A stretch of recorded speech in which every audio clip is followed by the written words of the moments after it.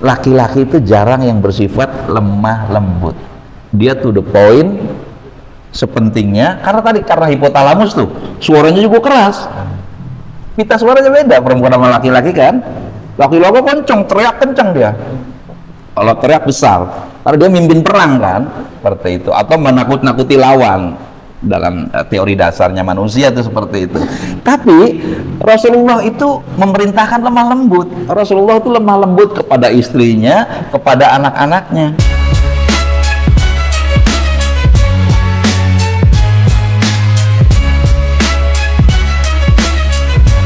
Bismillahirrahmanirrahim. Innal hamdalillah nahmaduhu wa nasta'inuhu wa nastaghfiruh wa na'udzu billahi min syururi anfusina wa min sayyiati a'malina may yahdihillahu fala mudhillalah wa man yudlil fala hadiyalah. Asyhadu an la ilaha illallah wa asyhadu anna Muhammadan abduhu wa rasuluh, amma ba'd. Ibu-ibu yang berbahagia, alhamdulillah kita kali ini berjumpa di Sabtu pertama dan saya gembira sekali karena ibu-ibu jelas tidak mudah untuk berjuang siang hari ini bisa hadir. Kita semuanya berjuang ibu-ibu. Baik ibu-ibu, kita ngaji yang ringan-ringan saja tentang kehidupan sehari-hari kita dalam urusan rumah tangga. Tapi dalam urusan kerumah tanggaan itu suka muncul hal yang kalau tidak difahami secara benar, secara ilmiah, itu akan menimbulkan persoalan. Jadi laki-laki itu kalau dalam Al-Quran dikatakan ar-rijalu qawwamuna 'alan nisa. Sesungguhnya laki-laki itu adalah qawwam. Qawwam itu penanggung jawab, pemimpin, qawwam tuh. Nah, ibu-ibu yang berbahagia, dalam diri laki-laki itu ada namanya hipotalamus, Bu. Itu adanya di otak kecil, hipotalamus tuh. Hipotalamus laki-laki itu 2,5 kali ukurannya dari wanita. Tiap perempuan juga punya, cuma hipotalamusnya lebih kecil dari laki-laki. Laki-laki itu yang namanya hipotalamus itu pusat kelelakiannya ada di situ, Bu. Adanya amarah, adanya kegiatan pengen, kalau di hewan itu untuk ngejar mangsa tuh. Untuk memburu mangsa sampai kena. Coba kita lihat singa tuh, kalau belum kena itu terus dikejar. Nah, laki-laki itu sama seperti itu. Dia sistem penjaga keamanan fisik keluarganya ataupun ekonominya, itu terlahir fitrahnya begitu. Oleh karenanya dia harus pinter strategi, dia harus pandai membidik sesuatu, memetakan persoalan, eksekusi kudu panganan. Untuk kemana? Dibawa ke anak istrinya. Itu tugasnya hipotalamus. Tapi hipotalamus juga itu tempatnya pusat syahwat birahi di situ. Laki-laki itu makanya birahinya lebih besar dari perempuan, 2,5 kali. Laki-laki itu, ya. Ini kita masuk dalam neuroscience nih, ilmu tentang syaraf. Syaraf itu mempengaruhi perilaku. Karena dia seharian, kita udah sejak pagi itu udah mikir bagaimana cari penumpang. Jadi kita itu sudah tegang dari pagi. Sing bener coba luru penumpangku, sing pinter, kan rebutan nama calo-calo yang lain. Wah, gitu itu berburu penumpang di situ. Di kantor sama, situasi seperti itu yang menegangkan. Ada politik kantor sama, rebutan pelanggan di pasar sama nggak? Sama. Ada yang sarkastik, kenceng-kencengan, ada yang itu pada jiwa laki-laki itu menimbulkan ketegangan, Bu. Tegang. Makanya ketika dia pulang ke rumah dalam keadaan full tegang, kebayang ya, tegang itu nggak bisa ditanyain macam-macam. Jangan dikasih kayak kemarin Mama ini bikin konten tuh, aja ditakoni nggak duit pira, singin di apa, udah habis kata-katanya, males dia, males ngomong, udah tegang full, dia butuh relaksasi. Orang yang banyak bekerja fisik, banyak bekerja pikiran, dia butuh, karena stres. Butuhnya apa? Salah satu relaksasi terbaik laki-laki itu adalah hubungan intim dengan istrinya. Langsung tertidur dia, dan dengan cara itu dia merecharge kembali, ngecas balik supaya dia bisa optimal, kembali lagi fresh. Itu laki-laki itu begitu. Jadi nggak ada urusannya dengan mata keranjang atau pengennya mengkonon baik atau nggak ada urusan dengan itu. Laki-laki diciptakan seperti itu oleh Allah yang menciptakan. Maka Allah katakan, a'udzubillahi minasyaitonirrajim, zuyyina lin-nasi hubbus syahwat minan nisa. Laki-laki itu diberikan rasa oleh Allah, ya, syahwat, keinginan, ya, kecenderungan kepada wanita-wanita. Minan nisa, nanti kesananya wal banin, dan anak-anak turunan yang banyak, wal qanatirin muqantarah, emas, perak, ladang, dan seterusnya, kendaraan. Itu laki-laki itu diberikan passion, dorongan seperti itu. Sekarang karena laki-laki itu cenderung visual, iya kan, gampang tertarik, lemah matanya laki-laki itu kan, lemah matanya. Arin bilang wong ayu gampang tertarik, ya langsung itu. Kalau lihat perempuan seksi ya, paham ya. Kalau nanti kita pakai aturan Allah dan Rasulnya nanti belakangan. Ini perilaku dulu, ya, perilaku umum itu, mau anak kita, paman kita, ponakan, laki. Kalau ada yang seksi, pasti matanya jelalatan itu. Betul ya Bu ya. Itu laki-laki. Iya.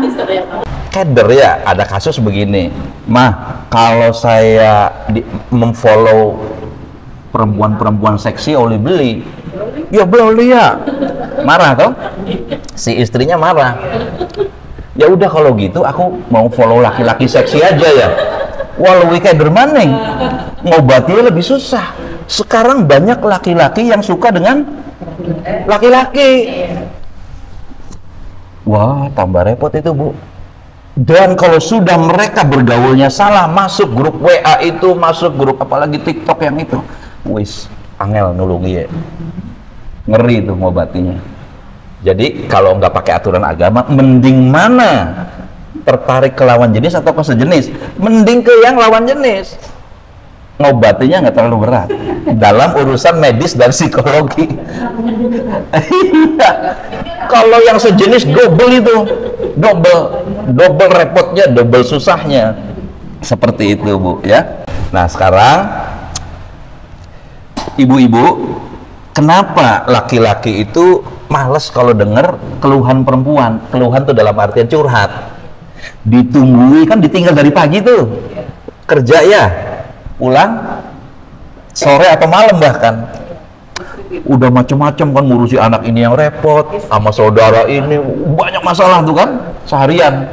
Angkobay bakat teka pengen ngobrol, pengen sasadu, ya kan? Udah 8 sampai 12 jam ditinggal. Oke? Makanya pas datang itu pengen ngobrol gitu. Nah ternyata setelah ketemu suaminya diajak ngobrol, lah gitu kan, ditepis gitu istrinya, saya mau istirahat dulu, capek gitu tuh. Istrinya sementara karena sering dibegitukan, si istri nggak ngerti secara ilmiah bahwa laki-laki itu tidak bisa ditanya apa-apa, ketika sudah pulang tuh sudah habis semua itu tuh, runtuh semua, stres dia seharian. Tidur dulu, atau dia kalau ke rumah malah buka gadget, nggak apa-apa, baca koran, baca buku, padahal sebelum bilang gadget amat dia lagi mereview ku lagi motret, oh tadi pagi ngapain aja, ini orang ini kan begini, kok saya diginiin ya, gitu. Dia lagi merenungkan apa yang terjadi pada pagi hari sampai sore harinya itu. Dan sifat laki-laki karena dia adalah pemimpin, dia memutuskan persoalan yang dihadapinya. Beda dengan laki-laki, beda dengan perempuan. Perempuan itu otak bicaranya itu, kalau laki-laki kan otak bicaranya sebelah kiri itu, di otak kecil belakang satu, perempuan loro. Jadi kalau ada masalah dari pagi disimpan, pusing tuh, muter-muter, nangis, males makan, apa segala macam. Secara emosional dia udah terganggu banget. Makanya Rasulullah, bersabarlah kepada istrimu karena dia adalah orang yang sangat dikuasai oleh perasaannya kalau perempuan tuh. Makanya ketika ada persoalan dari pagi hari sebelumnya, ada yang disewoti batur, ada yang digosipin, apa dia nggak tahan tuh, nggak tahan tuh, pengennya ngadu ke suami. Tempat solusi perempuan yang paling manjur adalah ngomong. Oke, nah ini kan laki-lakinya malas dengar curhat, perempuannya justru pengen curhat, pengen ngomong. Dengan ya laki-laki paling 7.000 kata, perempuan 21.000 kata, ya beli imbangnya. Nah, karena perempuan diciptakan begitu, diciptakan oleh Allahnya tuh memang banyak bicara gitu, dan cara dia untuk merilis masalah, merilis tuh, ngurangi beban, caranya ngomong. Nah, kenapa laki-laki malas? Ada yang tahu, Bu? Kenapa laki-laki malas? Kenapa laki-laki malas untuk mendengarkan istrinya ngeluh? Ngacung, Bu. Ada yang tahu? Udah capek seharian kerja. Capek, oke ya Ibu. Udah capek. Ya. Nah, ternyata bukan hanya capek kerja, lalu laki-laki itu kalau tadi jangan lupa, ar-rijalu qawwam. Qawwam itu cari solusi, memimpin, melindungi. Nah, ketika seorang laki-laki, baik itu suami ataupun anak laki-lakinya yang udah dewasa, ketika ibu cerita ngeluh sesuatu, dia langsung mikir solusinya ini. Dia tek. Kenapa? Karena dia ingin melindungi. Hipotalamusnya itu ingin melindungi perempuannya, baik itu ibunya, adiknya, siapapun yang perempuan gitu tuh. Itu settingannya laki-laki begitu. Nah, sedangkan dia harus nyiapin waktu untuk ngerokok tenang, untuk mendengarkan. Nah, setelah mendengarkan, kan cari solusi.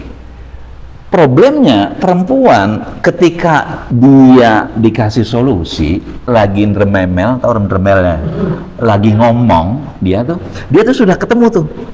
Yang tadinya muter-muter nggak ada jawabannya dari pagi tuh, ketika ngomong ketemu jawabannya tuh saat dia sambil bercerita. Nah, itu kerja hormon tuh, kerja hormonalnya seperti itu, Bu. Jadi ketika laki-laki malas, kenapa? Dia harus nyariin solusi. Ketika udah ngasih solusi, si istrinya nggak butuh solusi lagi. Dan perempuan itu hanya butuh didengar.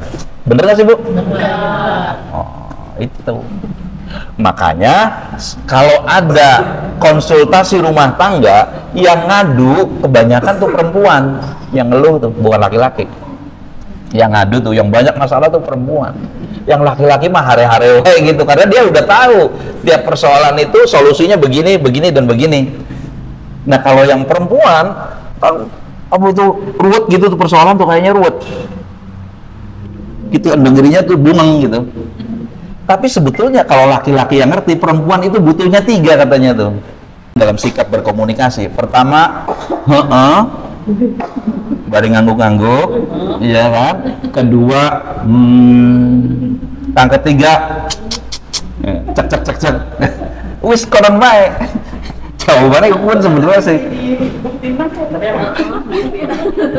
Jadi, bari ngangguk. Padahal dan nggak harus ngerti persoalannya, karena ketika dikasih tahu persoalannya, ngerti, dikasih solusi, belum tentu dilaksanakan. Karena perempuan juga bukan makhluk bodoh, cerdas juga, dia punya solusinya.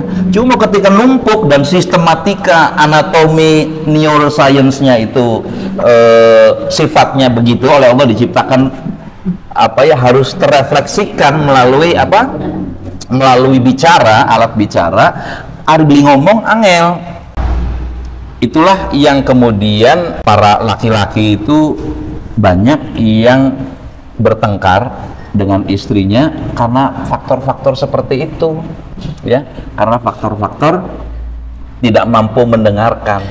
Padahal kata Rasulullah, wahai laki-laki, wahai para suami, sebaik-baiknya laki-laki itu adalah aku, dan aku itu adalah orang yang paling baik dengan istri-istri. Jadi kalau mau ngelihat pergaulan yang baik secara islami, yaitu lihat Rasulullah, bagaimana laki-laki semestinya bergaul dengan istrinya untuk keluarga muslim itu seperti itu. Laki-laki itu jarang yang bersifat lemah lembut, dia to the point sepentingnya, karena hipotalamus tuh suaranya juga keras. Pita suaranya beda perempuan sama laki-laki kan. Laki-laki kenceng, teriak kenceng dia. Kalau teriak besar, karena dia mimpin perang kan, seperti itu. Atau menakut-nakuti lawan, dalam teori dasarnya manusia itu seperti itu. Tapi Rasulullah itu memerintahkan lemah lembut. Rasulullah itu lemah lembut kepada istrinya, kepada anak-anaknya. Bukan hanya Rasul saja, para perempuan pun dituntut. Udah perempuan sih sikap dasarnya itu lembut karena dia hormon estrogen, ya kan? Kalau laki-laki itu hormon testosteron, hormon raja. Nah, kata Rasulullah, kembali lagi, innamal ilmu bita'allum, sesungguhnya ilmu itu didapat dengan belajar. Wal ilmu bitahallum, kelembutan itu diraih dengan melatih diri untuk lemah lembut, melatih diri. Ini pengalaman. Saya punya tetangga, kakak adiknya dididik oleh orang tua yang sama. Tingkat keberagamannya baik, sholatnya bagus, ngajinya boleh, sekolah di pesantren. Tapi apa? Mereka sering bertengkar kakak adik, Bu. Biasanya begini, ada kesulitan kakak adik itu untuk berbicara agak sopan santun dan formal. Punten, mau minjem motor boleh nggak? Susah ngomong begitu tuh. Aku minjem motor ya. Kuncinya di mana? Kakak adik tuh. Itu harus dilatih. Dengan apa? Ini dalilnya. Walahilmu bitahallum. Kelemah lembutan itu harus dilatih. Ketika sama-sama keras bisa fisik. Nah, ini harusnya diatasi dengan melatih diri. Ada kerelaan, biasanya maaf ya, dari kecil udah dididik untuk bicara lemah lembut. Umumnya kita itu lemah lembut kalau di kantor, kalau di sekolah, kalau di mana. Tapi kalau kepada saudara, anggota keluarga di rumah yang disebut family member, kakang, adik, ibu, bapak ngomong semaunya, pakai bahasa langsung. Padahal di situ kita harus melatih. Ini kata Rasulullah, ya. Kata Rasulullah, wal hilmu bitahallum. Raih kelemah lembutan dengan cara lemah lembut. Wa man yataharral khaira yu'ta. Siapa yang bersungguh-sungguh mencari kebaikan akan diberi. Ya Allah, pengen cari khair, aku pengen punya kualitas sikap yang baik di depan suami, di depan orang tua, di depan kakak, adik. Yuk apa? Allah yu'ti, Allah kasih. Oke? Wa man yutawaqqas syarra yuqah.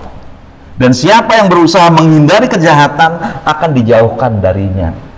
Ini untuk merefleksikan kalimat. Saya tahu kelemahannya, saya tuh orangnya cengeng, gitu. Untuk hal yang tidak perlu nangis, saya nangis gitu, gampang nantinya kurang tahan gitu. Atau saya tuh jeleknya suka dendam. Udah tahu dendam ya, kalau udah tahu suka dendam ya jangan dendam, maksudnya gitu.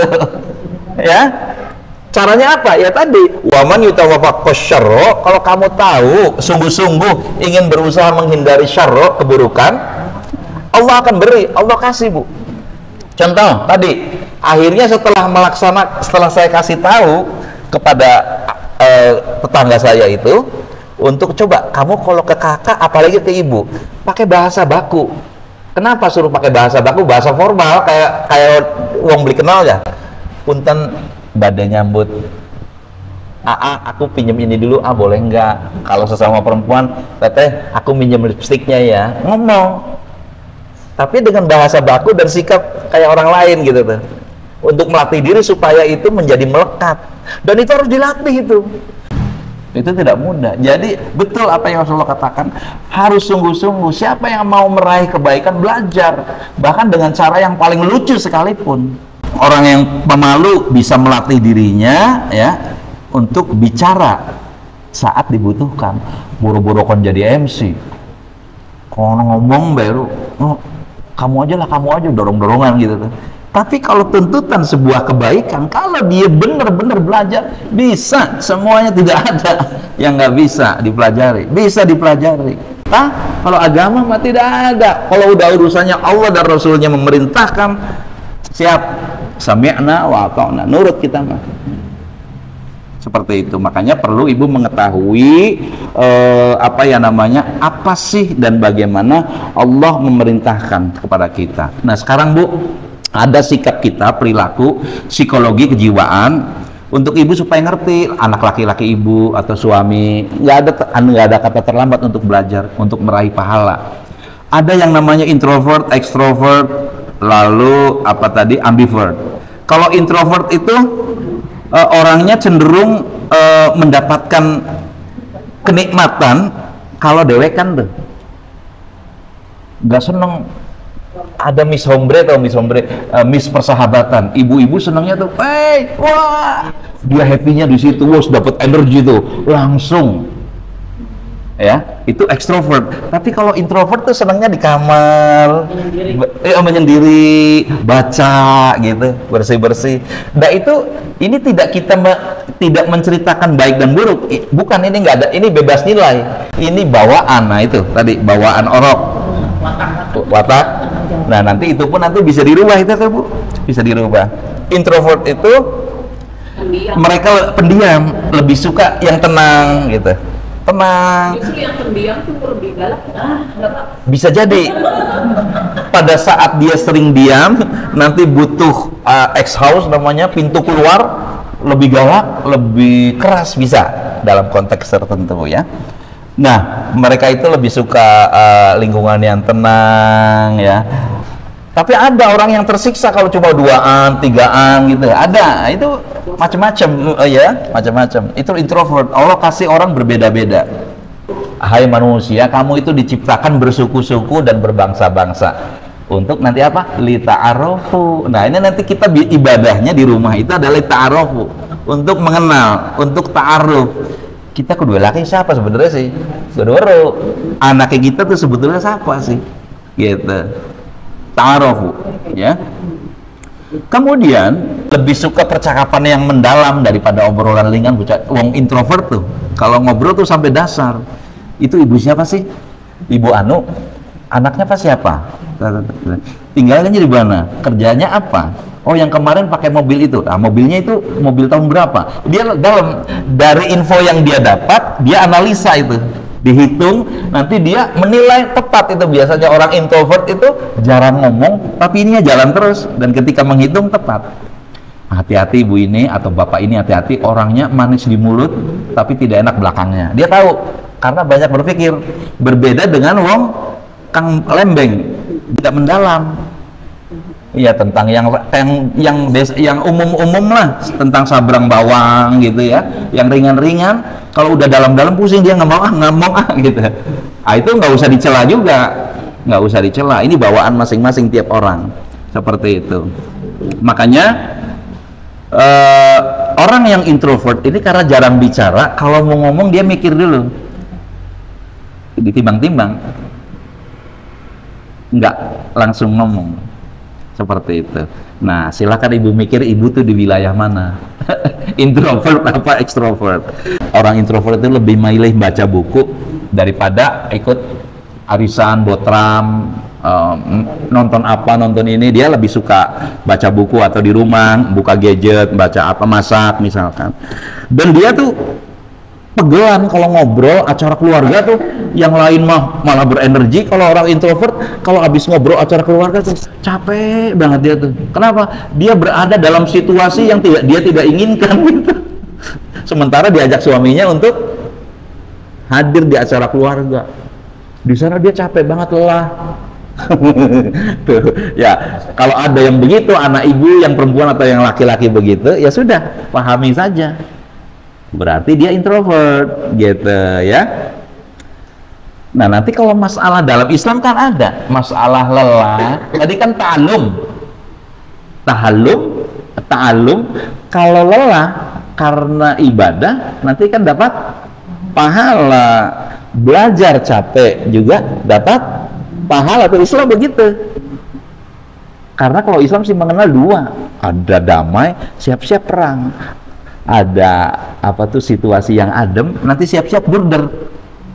Pastikan ketika kamu menghadapi situasi itu kamu bertakwa, melayu ning aturan, kembali pada aturannya gimana sih kalau lagi begini nih, gitu ya. Itulah pentingnya kita tahu persoalan. Nah, makanya ibu-ibu kalau ada rapat nih ya, rapat, dia itu lebih suka dengar dulu masalah. Dia dengar persoalan sampai komplit dulu. Kalau sudah komplit baru dia berpendapat. Kalau belum komplit kan banyak tuh orang yang apa tuh, kalau kita lihat debat di TV tuh, latihan pak pinter-pinter ngomong tuh, Kayak orang bertengkar di TV, saya udah nggak suka mah bertengkar tuh. Ngapain? Karena memicu orang untuk melatih bicara tapi tidak berbasis kebenaran tuh. Buat apa gitu ya. Ibu-ibu, ekstrovert itu justru kebalikannya dari introvert. Makin bertenaga kalau banyak ngomong. Makin banyak ngomong dia makin bertenaga. Jelek nggak itu?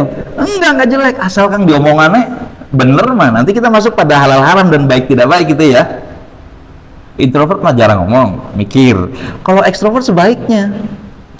Karena Umar bin Khattab juga itu ekstrovert itu. Ibnu Abbas ekstrovert. Ya, langsung ngomong.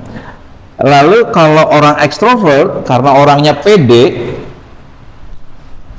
apa ya? NKG nggak perlu NKG ya? Tahu NKG bahasa Cirebon? Dia punya life aging ya. Dia itu percaya diri, pede, confidence-nya bagus. Jadi nggak ada malu-malu, nggak begitu dia. Yakin dia, melangkah juga kelihatan. Ginding lah ya. Dan orang yang semacam itu jangan dicela, senangnya jadi pusat perhatian. Jadi aja dicela, ira si apa? Caper. Ada istilah caper tuh. Caper, kalau yang dicaperkannya, kalau Islam adil, kalau yang dicaperkannya positif nggak masalah. Dai kudu caper, Ustadz, Kiai, dia harus memahami ilmu komunikasi, memahami ilmu gestur, memahami komunikasi massa, dia harus paham. Nggak apa-apa, tapi capernya urusan yang negatif, nah itu yang nggak boleh. Itu ya, itu orang ekstrovert.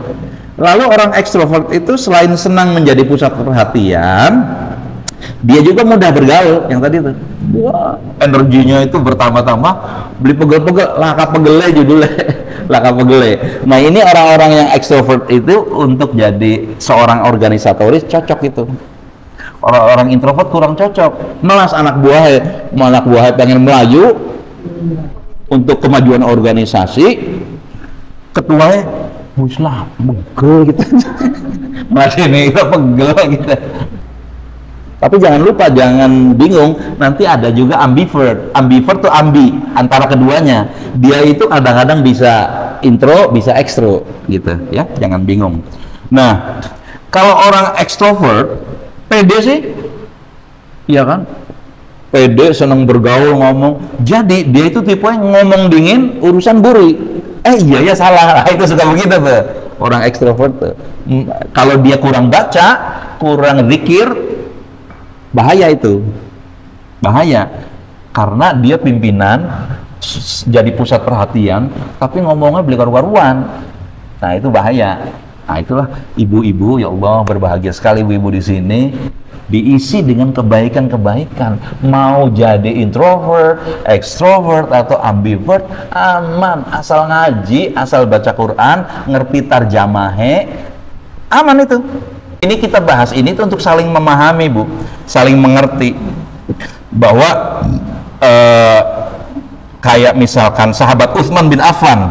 Jadi gini, sahabat Utsman bin Affan itu orangnya kan pendiam. Dia mantunya Rasulullah, sahabat dekat Rasulullah. Oh, Rasulullah tuh pernah duduk gini, duduk santai gitu ya. Terus agak menyingkap kainnya Rasulullah itu. Lalu datanglah Abu Bakar, Rasulullah santai aja. Biar aja agak terbuka gitu. Bagian kakinya atau bagian tertentu tubuhnya terbuka.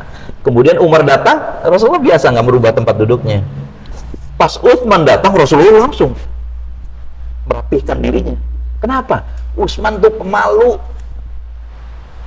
Paham ya? Utsman pemalu, Rasulullah nggak ingin ngerepotin Utsman karena pasti hormat banget.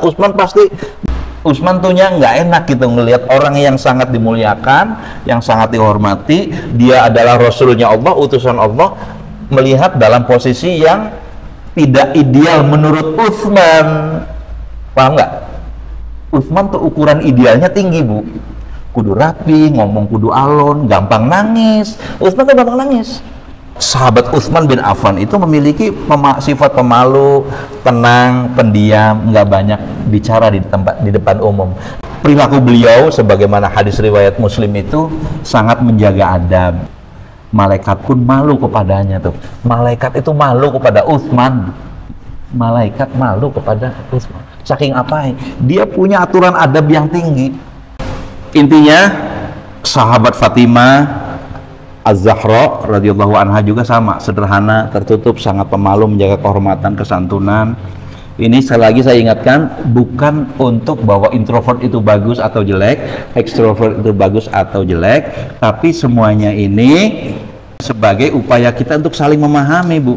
Yaitu ya ayuhan nas inna khalaqnakum min dzakarin wa unsa wa ja'alnakum syu'uban wa qabaila lita'arafu inna akramakum indallahi atqakum. Ini intinya dari semua perilaku kita yang beda-beda tuh, intinya ke sini supaya kamu saling mengenal si ibu ini introvert apa ekstrovert. Arahkan kalau introvert positif, ekstrovert positif. Apa ukuran positif? Sesuai dari aturan agama. Lagi rapat serius, tahu-tahu ngakak sendirian nggak jelas, itu kan harus kita ingetin. Irahan apa gemuyung ngakak, nggak ada yang lucu kok. Ya gitu misalkan. Yang paling mulia di antara kamu adalah yang paling takwa. Untuk tahu takwa kayak gimana? Harus tahu ta'allum, ngaji. Indikator-indikator ketakwaan adanya di kajian. Itu saja ibu-ibu yang bisa disampaikan. Qulu qouli hadza wa astaghfirullah li wa lakum. Assalamualaikum warahmatullahi wabarakatuh.